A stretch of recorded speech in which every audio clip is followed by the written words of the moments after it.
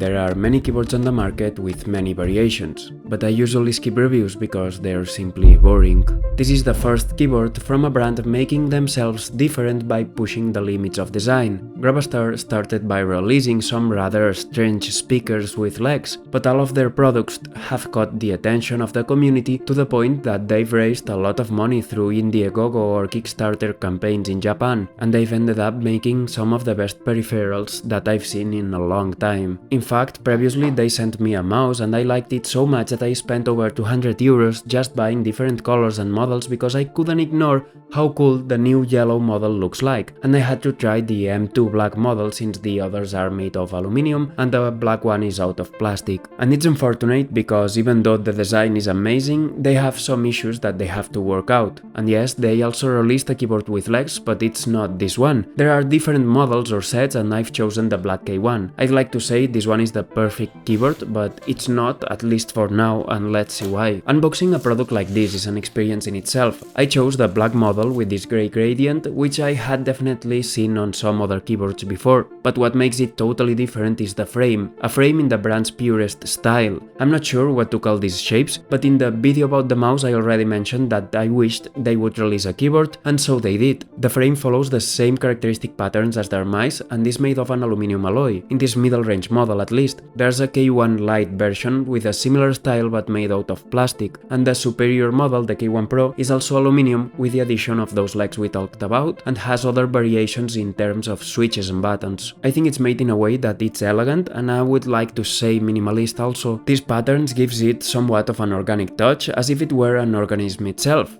They've put so much emphasis onto the design that even on the back, despite being plastic, it also has its own design. You might like it more or less, but the first impression it gives you is pretty nice. The engraving of the letters is in the front of the keycaps instead of on the top, and it seems like a very clever idea to me. From the front, you can always see what you're pressing, but when viewed from another angle, you can better appreciate the design of the keyboard and its minimalism, getting rid of the letters for a cleaner design. The first impressions only get better when we turn it on. Not only do the RGBs light up each key, but there's also lighting on the lower front part, which undoubtedly highlights the frame design and makes it very elegant following the black and white aesthetic. And here comes what I found most frustrating about this keyboard. Yes, it's wireless and the brand claims 34 hours of battery life and 666 hours if we turn off the RGBs. Well, at least the ones we are allowed to turn off. We have no way to turn off the lower lights or the part with their logo. The lower ones will always be white, then the logo key will always be in RGB rainbow mode unless we press caps lock, and then it will be simple white. This seems like a huge flaw for a keyboard that's so cutting edge in terms of style and design, and the worst part is that all these lights could probably be controlled by software. Their logo is undoubtedly an RGB light that they could give us control over, and the lower lights could at least be turned off or changed in color to sync the entire keyboard. Because unless we want everything to be white, we won't be able to synchronize the colors. And then we still have the issue with the logo in the rainbow mode. It's a shame because they already made a similar mistake with their mouse. They've stumbled over the same stone again. With the mouse, they had the same strengths, a unique design with the best features on the market, and their best editions come with a wireless receiver that allows it to reach up to 4000 Hz. But again, for a brand that represents the best hardware along with an unparalleled design, we have full control of the RGBs on the mouse to create the best combination, still on its receiver, which they also put effort into and follows the same visual language as the keyboard and mouse. We can't control the color of the lights even though it's RGB as well. It has different colors depending on whether it receives signal or needs to charge the mouse. I understand that the color communicates the mouse status, but we could simply change the parameters. When it's idle, we could replace the blue color with off, for example, and do the same with the different states to create unique customizations. So if this issue is so important to me, what's the point of all of this? Why am I spending so much time on it? Well, it's because I want them to improve. I think the brand is on the right track and has the most challenging part done. They just need to keep taking steps in the right direction. After all, they've just started making peripherals, and it will be interesting to see how they react because I've insisted a lot that they should give users total control over the lights. At the end, it's something we pay paid for, and the user expects full control over these devices.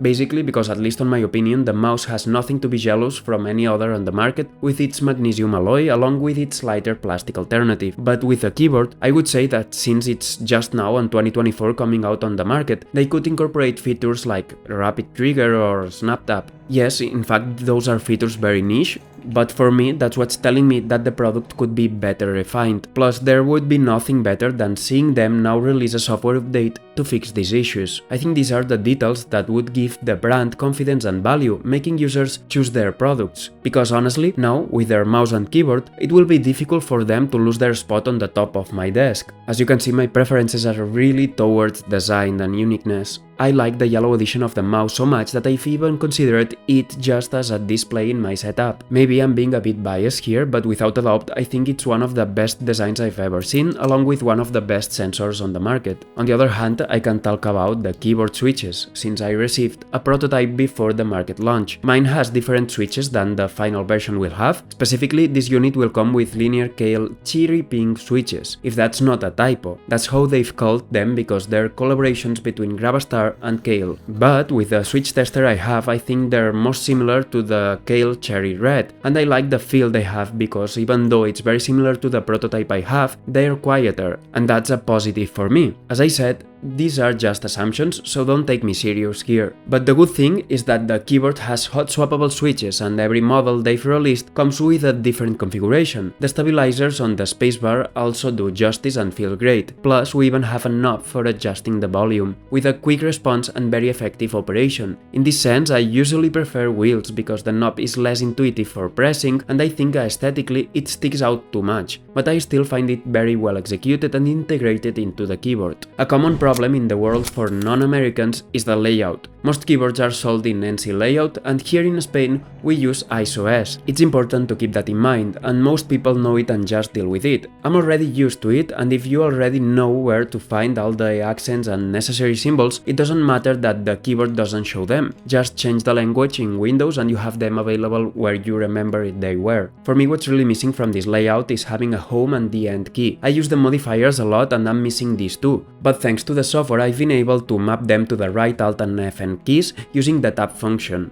a feature I didn't know about and discovered on this keyboard. Basically, it remaps any key you want depending on whether you press it once or hold it down for more than a certain time. I've turned the modifiers like Alt or Fn into home and end keys when tapped once, but they still work normally if held down. I've done the same to make F12 a media controller for play and pause, and finally I've assigned a macro to F11 for spamming the spacebar when I want to respawn with the helicopter I'm waiting for in Battlefield 2042. I also miss the numeric pad when working in Blender, but the space I gain on the desk and the aesthetic result make it worth it. Now I just need to create a button combination to replace it and that's it. And back to the tab function allows for a second layer of keys, which has undoubtedly opened new possibilities for me. And customization is what makes you feel like what you've bought is part of you, more personal. You have your own customization beyond what the manufacturer has done, and it has the capacity to make some tasks much easier. A while ago, I was against these keyboards because of the lack of a numeric pad, which is so necessary in 3D software. Now, I just have my keyboard shortcuts and do exactly the same thing. That's why, for customization to reach its highest level, we need to be allowed total control over the lights. Without a doubt, Gravastar pushes the limits of design and it's truly unique. Now, we just need to see if they put the same emphasis on improving the user experience. But for me, seeing the effort they put into the design, it's worth every penny, and I would personally bet on this brand. I think they only have to listen to the feedback now, because they are already on the right path.